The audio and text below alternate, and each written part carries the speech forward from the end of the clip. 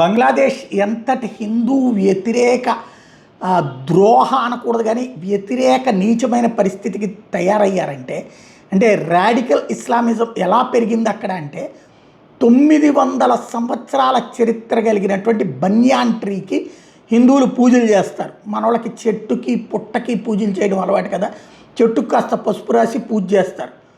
ఇది ఇప్పుడు ఆ చెట్టుని కోసి పడేస్తున్నారు వీళ్ళు. చూడండి, ఏది హిందువులు పూజించుతున్నారు అని చెప్పేసి చెట్టు నరికేస్తున్నారు.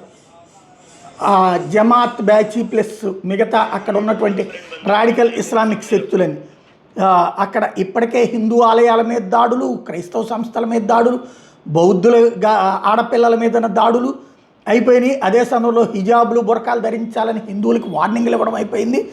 ఇప్పుడు ఈ స్టేజ్కి చేరింది. అయితే మన దగ్గర ఇక్కడ ఎవరు మాట్లాడే అంతటి అంటే అక్కడ ఏదన్నా ముస్లిములకో క్రైస్తవులకో జరిగితే హిందువుల వల్ల స్పందిస్తారు, కానీ హిందువులకి జరిగితే స్పందించినటువంటి వాళ్ళే మన దగ్గర ఉన్నారు.